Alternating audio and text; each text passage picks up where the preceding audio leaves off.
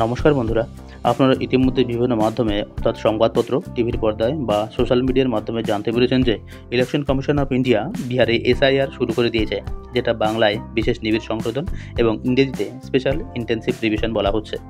ইতিমধ্যে কিন্তু বিহারের কাজ প্রায় শেষের পথে, বলা হচ্ছে 99% কাজ হয়েও গেছে এবং এটা কিন্তু আগামী মাস অর্থাৎ আগস্ট মাস থেকে আমাদের পশ্চিমবঙ্গ শুরু হয়ে যাওয়ার খুবই সম্ভাবনা। এই বিশেষ নিবিড় সংশোধন বা এসআইআর হলো একটি সময়সীমাবদ্ধ ও লক্ষ্যবদ্ধ ভোটার তালিকা সংশোধন কার্যক্রম। এর মাধ্যমে সরকারি ভোটার তালিকা পুরনো নাম, ভুল ও নকল ভোটারদের নাম বাদ দেওয়া এবং নতুন যোগ্য ভোটারদের নাম যুক্ত করা হয়। এটা করার উদ্দেশ্য হলো যে দেখা গেছে বহু ভোটার একাধিক জায়গায় রেজিস্ট্রেশন করেছে, অনেকেই মৃত, কোনো ভোটারদের আবার কোনো খোঁজই নেই। এরই মধ্যে আবার কিন্তু প্রচুর পরিমাণে অবৈধ ভোটারের নাম ভোটার তালিকায় খুঁজে পাওয়া যাচ্ছে। এই নামগুলোই বাতিল বা সংশোধন করার কাজ এখন শুরু করে দিয়েছে ইলেকশন কমিশন। এর আগেও কিন্তু 2002 সালে এটা হয়েছিল, কাজে এটা এবারই প্রথম নয়। অতএব যারা সত্যিকারের ভোটার তাদের ভয় পাওয়ার কিছু নেই। এই এসআইআর এর কাজ করার জন্য আমাদের বিএলও অর্থাৎ বুথ লেভেল অফিসারদের ট্রেনিং শুরু করে দিয়েছে ইলেকশন কমিশন।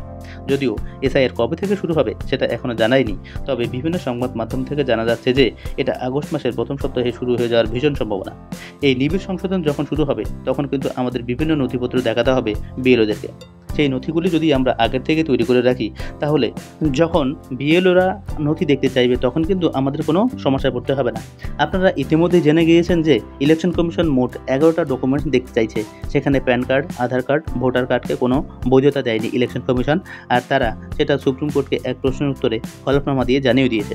অর্থাৎ ইলেকশন কমিশন বলতে চাইছে যে এই ভোটার কার্ড, আধার কার্ড, প্যান কার্ড এগুলো কিন্তু কোনোভাবেই নাগরিকত্বের প্রমাণ নয়। তবে যাদের 2002 সালের ভোটার লিস্টে নাম ছিল তাদের কোনো নথি দেখানোর প্রয়োজন হবে না। তারা শুধু অনলাইন থেকে 2002 সালের ভোটার লিস্টটা ডাউনলোড করে রাখবেন বা প্রিন্ট করেও রাখতে পারেন। এটা নির্বাচন কমিশন তাদের ওয়েবসাইটে আপলোড করে দিয়েছে। এর ফলে সাধারণ মানুষের কাজকে অনেক সহজ করে দিল নির্বাচন কমিশন, এতে কোনো সন্দেহ নেই। কারণ অনলাইনে আপলোড না করলে এই ভোটার তালিকার জন্য বিডিও, এসডিও বা ইএম অফিসে লাইন দিতে হতো, যেটা খেটে খাওয়া শ্রমজীবী সাধারণ মানুষের পক্ষে অনেক ক্ষেত্রেই অসুবিধাজনক। এবারে আপনাদের কাজ হবে 2002 সালের ভোটার লিস্টটা ডাউনলোড করে রাখা বা প্রিন্ট করে রাখা, যাতে নিজেদের নাম নিজেরাই যাচাই করে দেখে নিতে পারেন বা কোনো ভুল থাকলে সে ব্যাপারে আগে থেকেই তৈরি থাকতে পারেন। এতে আপনাদের অযথা আতঙ্কিত হওয়ার সুযোগ কমবে। এবার এই ভোটার লিস্টটা কীভাবে ডাউনলোড করবেন বা কোন লিঙ্কে ক্লিক করতে হবে সেটা আপনাদেরকে দেখানো খুব প্রয়োজন মনে করে এই ভিডিওটা তৈরি করেছি। ভিডিওটি খুব মনোযোগ দিয়ে শেষ পর্যন্ত দেখুন আর চ্যানেলটা সাবস্ক্রাইব করুন, লাইক দিন এবং এসআইআর এর ব্যাপারে কোনো প্রশ্ন থাকলে কমেন্টে জানান। আমি আপনাদের প্রশ্নের উত্তরগুলো দেওয়ার চেষ্টা করব। তো চলুন শুরু করা যাক যে 2002 সালের ভোটার লিস্ট কীভাবে ডাউনলোড করবেন। ভোটার লিস্টে ডাউনলোড করতে হলে প্রথমে আপনারা গুগল ক্রোমে যাবেন। গুগল ক্রোমে যাওয়ার পর এখানে লিখবেন West Bengal voter list for 2002। আমি লিখছি, এখানে দেখুন West Bengal voter list for download for 2002 করার পরে ক্লিক করলাম, ওকে করলাম। এখন দেখুন এখানে এসে ইলেকটোরাল রোল 2002 এখানে ক্লিক করুন। করার পর ইলেকশন কমিশনের হোম পেজটা বেরিয়ে আসবে। এবার দেখুন এখানে লেখা আছে ইলেকটোরাল রোল 2002 লেখা আছে। এখানে ডিস্ট্রিক্টের নাম দেওয়া আছে, পরপর 2002 সালে যতগুলো ডিস্ট্রিক্ট ছিল সেই ডিস্ট্রিক্টগুলোর নাম দেওয়া আছে। এখানে কোচবিহার, জলপাইগুড়ি, দার্জিলিং, উত্তর দিনাজপুর, দক্ষিণ দিনাজপুর, মালদা, নদিয়া, এখানে সমস্ত ডিস্ট্রিক্টের নাম দেওয়া আছে।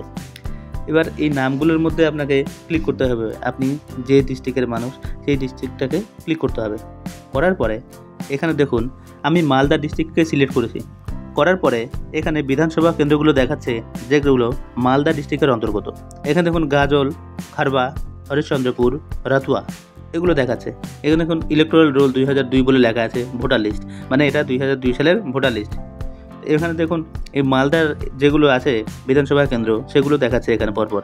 তো এখান থেকে আমি যে কোনো একটা সিলেক্ট করে নিয়ে কিন্তু সেগুলো ডাউনলোড করতে পারি। সেই ভোটার লিস্টে যেগুলো নাম আছে সেগুলো কিন্তু দেখাবে। এবার দেখুন এখানে আমি ক্লিক করলাম কি হরিশ্চন্দ্রপুরে ক্লিক করলাম। করার পরে এখানে সেই হরিশ্চন্দ্রপুর বিধানসভা কেন্দ্রের যেগুলো বুথ কেন্দ্র ছিল, ভোটিং কেন্দ্র ছিল, সেইগুলোতে যারা যারা ভোট দিয়েছে তাদের নামের লিস্ট কিন্তু এই যে ডান দিকে যে ফাইনাল রোল আছে, এই ফাইনাল রোল নীল রঙের ফাইনাল রোলগুলো এখানে কিন্তু লোড করা আছে। এই ফাইনাল রোলগুলোতে ক্লিক করে কিন্তু আপনি আপনার সেই ভোটিং কেন্দ্রের যে নামের লিস্ট আছে সেটা কিন্তু আপনি ডাউনলোড করতে পারবেন। এখানে দেখুন আমি যে কোনো একটা নাম ক্লিক করব। এখানে দেখুন যে ভোট কেন্দ্রগুলো আছে সেখানকার যে কোনো আমি একটা চুজ করে নিয়ে সেই ফাইনাল রোলের মধ্যে ক্লিক করলাম। করার পরে আপনার সেই লিস্টটা কিন্তু এখানে চলে এসেছে। দেখুন পিডিএফ আকারে চলে এসেছে, পুরো পরিষ্কারভাবে দেখাচ্ছে। এখানে দেখুন জুম করলেও একদম ক্লিয়ার দেখাচ্ছে। এখান থেকে আপনি এটা প্রিন্ট করতে পারেন বা নিজে পিডিএফ করে নিজের মোবাইলে রাখতে পারেন। এটা আপনি শেয়ার করেও রাখতে পারেন নিজের ঘনিষ্ঠ আত্মীয় স্বজন বা পাড়ার প্রতিবেশীর কাছেও কিন্তু আপনি এটি শেয়ার করে রাখতে পারেন, যাদের খুব প্রয়োজন বা যারা ডাউনলোড করতে জানে না তাদেরকে কিন্তু আপনি এটা দিয়ে দিতে পারেন বা আমার ভিডিওটার রেফারেন্স দিতে পারেন, শেয়ার করতে পারেন ভিডিওটা। দেখুন খুব পরিষ্কারভাবে দেওয়া আছে, এখানে প্রত্যেকটা নাম ধরে ধরে লিখে দেওয়া আছে, কোথাও কোনো অস্পষ্টতা নেই, সব ক্লিয়ার দেখাচ্ছে। তবে একটা কথা ঠিক, এখানে আপনারা কিন্তু সবাই আপনাদের নামগুলো দেখে দেখে রাখবেন, আপনাদের নামের সঙ্গে আপনাদের স্বামীর নাম মিলছে কিনা বা আপনার নিজের নামের সঙ্গে আপনার বাবার নাম মিলছে কিনা, এগুলো কিন্তু দেখা খুবই প্রয়োজনীয়। কারণ ইলেকশন কমিশন এত বড় কাজ করছে, সেখানে দুই একটা ছোটোখাটো ভুলভ্রান্তি হতেই পারে, কিন্তু আপনাদের চোখ যেন সেটা এড়িয়ে না যায়, সেটা আপনারা কিন্তু দেখে আপনাদের সংশ্লিষ্ট বিএলওদেরকে জানাতে পারেন। এতে কিন্তু তারা অবশ্যই প্রয়োজনীয় পদক্ষেপ নেবে।